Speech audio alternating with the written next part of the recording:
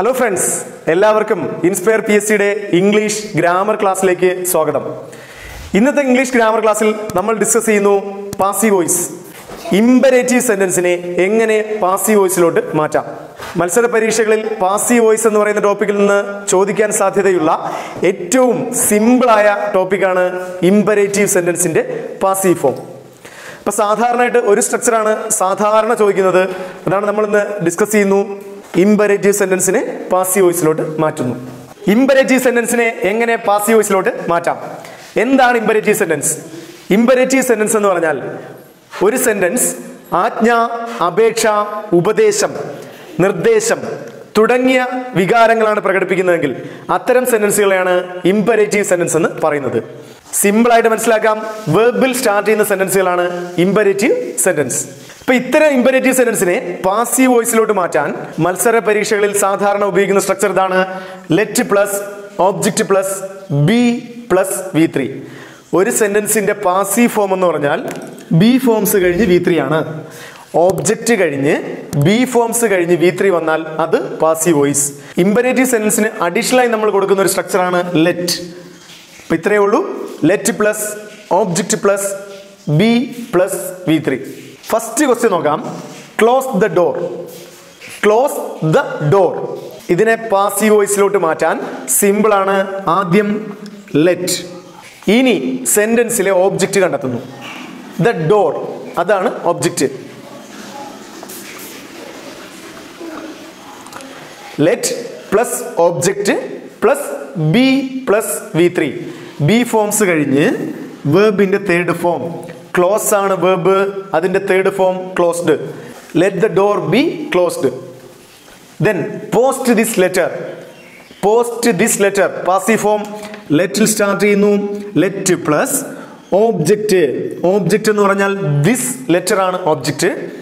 Let this letter then be forms plus V3. Be പോസ്റ്റിന്റെ third form posted ആണ്.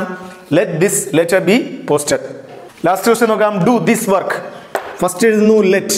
Let object this work. Let this work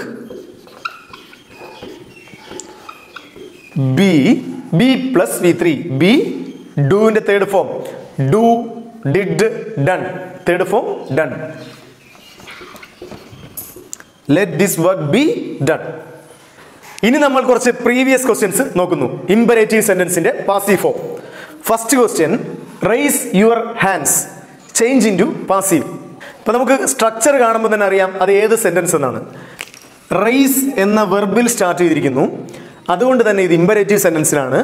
ഇംപരേറ്റീവ് സെന്റൻസിനെ passive ഫോമിലാക്കാൻ let plus object, object plus be plus V3.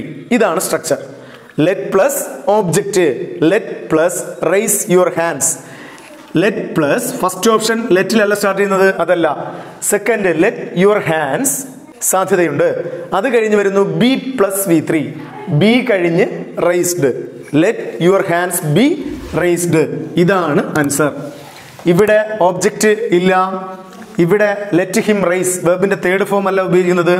അതുകൊണ്ട് തന്നെ നമ്മുടെ answer let your hands be raised. ഓപ്ഷനിൽ നിന്ന് കണ്ടെത്താൻ വളരെ സിമ്പിൾ ആണ്. Second question, do not insult the weak. ഇവിടെ അഡീഷണൽ ആയിട്ട് വന്നിരിക്കുന്നു ഒരു നോട്ട്. എന്നാലും നമ്മുടെ സ്ട്രക്ചറിൽ കാര്യമായ വ്യത്യാസമില്ല. ഈ നോട്ടാണ് അഡീഷണൽ ആയിട്ട് വന്നിരിക്കുന്നത്. അപ്പൊ നമുക്ക് നോക്കാം. നമ്മുടെ സ്ട്രക്ചർ ലെറ്റ് പ്ലസ് ഓബ്ജക്റ്റ്. ഈ സെന്റൻസിലെ ഓബ്ജക്റ്റ് കണ്ടുപിടിക്കുക. ഓബ്ജക്റ്റ് എന്ന് പറഞ്ഞാൽ ഇൻസൾട്ട്. ഇൻസൾട്ട് ചെയ്യുന്നു. ആരെ ഇൻസൾട്ട് ചെയ്യില്ലെന്നാണ് പറഞ്ഞിരിക്കുന്നത്? The week. വീക്ക് എന്ന് പറയുന്നത് പോസിറ്റീവ് ഡിഗ്രിയാണ്. പോസിറ്റീവ് ഡിഗ്രിക്ക് മുന്നിൽ ദ എന്ന ആർട്ടിക്കിൾ വന്നാൽ അത് ആ വർഗത്തെ മുഴുവൻ റെപ്രസെന്റ് ചെയ്യുന്ന ഇതായിട്ട് മാറും. അതൊരു കോമൺ നൗണിലേക്ക് മാറും. ഒരു പോസിറ്റീവ് ഡിഗ്രിക്ക് മുന്നിൽ ആർട്ടിക്കിൾ വന്നാൽ അതാണ് object. The weak. Let not the weak. Let not the weak അതാണ് നമ്മുടെ ആൻസർ. അപ്പൊ നമുക്ക് നോക്കാം. Let not the weak be insulted. Let ഉണ്ട്, അത് കഴിഞ്ഞ് നോട്ട് ഉണ്ട്, ഓബ്ജക്റ്റ് ഉണ്ട്, ബി പ്ലസ് V3 ഉണ്ട്. അപ്പൊ ഇതിന് സാധ്യതയുണ്ട്. ഇതാണ് നമ്മുടെ ആൻസർ. ഇനി ബാക്കിയുള്ളത് എന്തുകൊണ്ട് ആൻസർ അല്ല അത് ശ്രദ്ധിക്കാം. Let not the weak shall be. Shall modal auxiliary ആണ്. അത് ഇംപരേറ്റീവ് സെന്റൻസിൽ ഉപയോഗിക്കാറില്ല. Then let not the weak will be. ഇവിടെയും മൊഡൈൽ ഓക്സിലറി വന്നു, അത് വേണ്ട. ലാസ്റ്റ് ഓപ്ഷനും should be, അതും മൊഡൈൽ ഓക്സിലറി ആണ്. നമ്മുടെ option let plus not plus object plus be plus V3. മൂന്നാമത്തെ question let them build a hospital there. അപ്പോൾ നമ്മൾ പഠിച്ച സ്ട്രക്ചറിൽ നിന്നും ചെറിയൊരു വ്യത്യാസമുണ്ട്. ലെറ്റ് കഴിഞ്ഞ് ദം എന്ന് വന്നേക്കുന്നു. ഇപ്പം ഇവിടെ ശ്രദ്ധിക്കേണ്ടത്, ഇവിടെയും നമ്മൾ അതേ രീതി തന്നെ ചെയ്തു പോകുന്നു. ലെറ്റ് പ്ലസ് ഓബ്ജക്റ്റ്, ഓബ്ജക്റ്റ് എന്ന് പറയുന്ന ഹോസ്പിറ്റലാണ്. Let plus object plus be plus V3 plus by plus them എന്ന് വരുന്നു. അപ്പം നമ്മൾ എന്ത് ചെയ്യുന്നു, ഇത് അഡീഷണൽ സ്ട്രക്ചറായിട്ട് പഠിക്കേണ്ട ശ്രദ്ധിക്കേണ്ട കാര്യം, ലെറ്റ് ആദ്യം എഴുതുന്നു, ലെറ്റ്, അത് കഴിഞ്ഞ് ഓബ്ജക്റ്റ്. ഓബ്ജക്റ്റ് എന്ന് പറയുന്നത് ഹോസ്പിറ്റലാണ്. Let a hospital be plus V3, be plus വെർബിന്റെ third form. Let a hospital be built, വെർബിന്റെ തേർഡ് ഫോം ആണ് വരേണ്ടത്. ഫസ്റ്റ് ഓപ്ഷൻ അല്ല answer. Second, let a hospital be built here by them, ഇത് answer ആണ്. Let a hospital plus be plus V3 plus by plus them, ഇതാണ് അതിന്റെ structure. അപ്പൊ ഇത് മാത്രമാണ് അതിൽ വ്യത്യാസം വരുന്നത്. ഈ ലെറ്റ് കഴിഞ്ഞ് വരുന്ന പ്രോനൗൺ ബൈ പ്ലസ് എന്ന് നമ്മൾ എഴുതുന്നു. അപ്പോൾ അത് ഓപ്ഷനിൽ നിന്ന് കിട്ടും. നമ്മൾ ബേസിക് സ്ട്രക്ചർ മാത്രം വെച്ച് പഠിച്ചു പോയാൽ മതി. Let plus object plus be plus V3, ആ സ്ട്രക്ചറിൽ പഠിച്ചു കഴിഞ്ഞാൽ ഇതും കിട്ടും. ഇനി തേർഡ് ഓപ്ഷൻ എന്തുകൊണ്ട് ആൻസർ അല്ല? ബി പ്ലസ് ബിൽഡ് അല്ല. Let a hospital be build here by them, ഇതെന്താണ്? ഈ ഹിയർ മാറ്റി മാത്രമാണ് എഴുതിയിരിക്കുന്നത്. ഇത് രണ്ടും അല്ല. നമ്മുടെ answer let a hospital be built by them here. Okay, fourth question, choose the correct passive form. അതായത് ഒരു സെന്റൻസ് തന്നിട്ട് അതിനെ പാസീവ് ഫോമിലോട്ട് മാറ്റാൻ പറയുന്നില്ല. ഈ തന്നിരിക്കുന്നതിൽ പാസീവ് സ്ട്രക്ചർ പക്കയായിട്ട് ഫോളോ ചെയ്യുന്നത് ഏത് സെന്റൻസ് എന്നാണ് ചോദിക്കുന്നത്. ഇപ്പോൾ ഓരോന്നും നമ്മുടെ സ്ട്രക്ചർ പാസീവ് ഫോം എന്ന് പറഞ്ഞാൽ ബി പ്ലസ് V3, അത് എപ്പോഴും ഓർക്കുക. ബി കഴിഞ്ഞ് വെർബിന്റെ തേർഡ് ഫോം വരണം, അതാണ് passive form. First option let us B print the matter, B കഴിഞ്ഞ് വെർബിന്റെ തേർഡ് ഫോം അല്ല, അതുകൊണ്ട് അതല്ല. Second option let us B printed the matter, let us B printed. Let us B printed എന്ന് പറയുന്നത് passive ഫോമിന്റെ correct ഫോമിൽ വരില്ല. ഇത് ലെറ്റ് us എന്നുള്ളത് നമ്മുടെ എന്താണ് കറക്റ്റ് സ്ട്രക്ചർ അല്ല.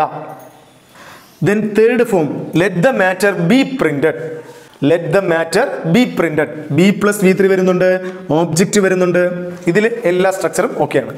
Let the matter be printed. Then last option let the matter B print, B കഴിഞ്ഞ് V3 ഫോം അല്ല വരുന്നത്, ഇത് ആൻസർ അല്ല. തേർഡ് ഓപ്ഷൻ ആണ് answer, let the matter be printed.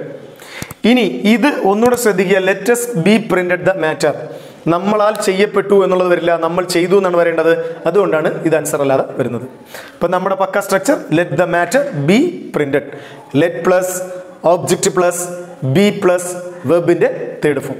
അപ്പോൾ ഈ സ്ട്രക്ചർ പഠിക്കുകയാണെങ്കിൽ നമുക്ക് ഇമ്പരേറ്റീവ് സെന്റൻസ് എന്ന് പറയുന്ന ഈ ടോപ്പിക് വളരെ സിമ്പിൾ ആയിട്ട് ചെയ്യാൻ കഴിയും. ഇപ്പോൾ പാസീവ് വോയിസിലെ ഇമ്പരേറ്റീവ് സെന്റൻസ് എന്ന് പറയുന്ന ടോപ്പിക്കാണ് നമ്മൾ ഇന്ന് ചർച്ച ചെയ്തത്. ഈ ക്ലാസ് നിങ്ങൾക്ക് ഉപകാരപ്പെട്ടുവെങ്കിൽ സുഹൃത്തുക്കൾക്ക് ഷെയർ ചെയ്യുക, വീഡിയോ ലൈക്ക് ചെയ്യുക, ചാനൽ സബ്സ്ക്രൈബ് ചെയ്യുക. പുതിയ നോട്ടിഫിക്കേഷന് വേണ്ടി ബെൽ ഐക്കൺ ക്ലിക്ക് ചെയ്യുക.